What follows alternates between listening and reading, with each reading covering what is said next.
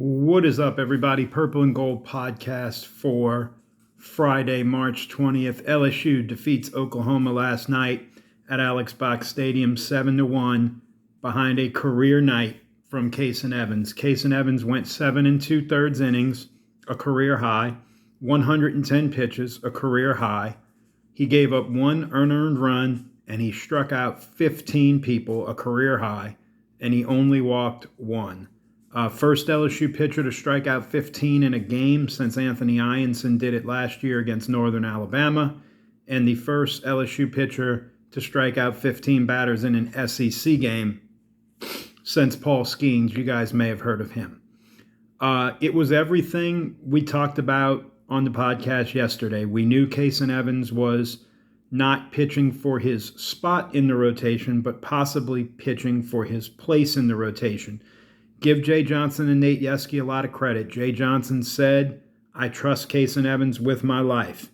And they said he threw a great bullpen when they got off the plane Monday from Nashville, and he was ready to roll, and he was. He had all of his pitches working from the get-go of the game, and he carved up Oklahoma's lineup like nobody had really done all year.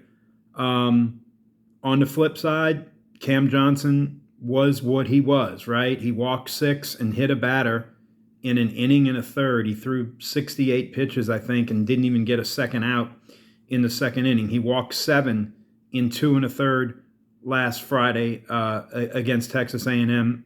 He just can't handle this level of competition. This was the story his freshman year at LSU. It was the story last year.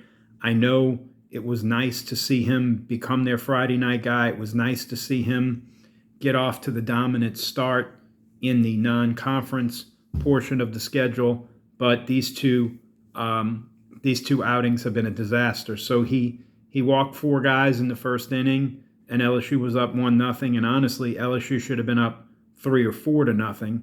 So Stephen Milam started the game, and even though he worked the 3-ball count, he was swinging at a lot of stuff down and in, fouling off pitches.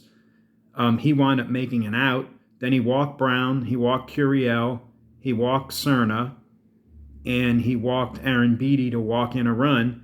Then John Pearson worked a 3-2 count and struck out, and it was an obvious ball 4. And then the umpire got a little sideways and called 2 quick strikes on Zach York on close pitches that I don't think Cam Johnson had earned, and then Zach York struck out swinging. So if not for possibly Milam swinging at a ball a couple of times on 3 and 2, fouling pitches off, Pearson's very bad strikeout, and the umpire turning Cam Johnson into a little bit of a charity case, if every LSU player would have just gone up and not swung the bat, I think LSU would have been up 3-0. They would have had the bases loaded, 1 out. Zach York would have been the only out, and the inning would have still continued. In the second inning, it all unraveled for Cam Johnson, and then it unraveled for Oklahoma's defense. LSU gets 4 runs. They knock him out of the game. Xander Mercurius comes in, and give him a lot of credit for Oklahoma. He gave them 4 2/3 of good baseball. And look, LSU's offense was uneven. They had the 5 runs on just 1 hit. Oklahoma made 3 errors.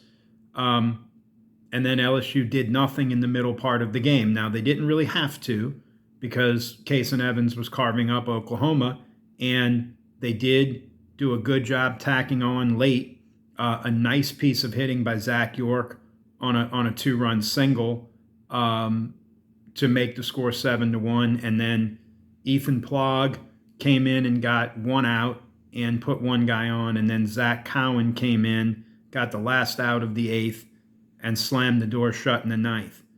Let's talk about all the encouraging things beyond Casan Evans, because he is the entire story. Omar Cerna, another couple of rocket doubles. Really, really, really starting to like him. John Pearson had 2 hits. Nice bounce back from the terrible strikeout that I talked about in the first inning. LSU did some good things switching guys around defensively. Trent Caraway made a nice play at third, even though he was LSU's second baseman last night. He also made a nice play at second. Milam made some nice plays on the second base side of the bag. Now, they did get beat on a couple of singles.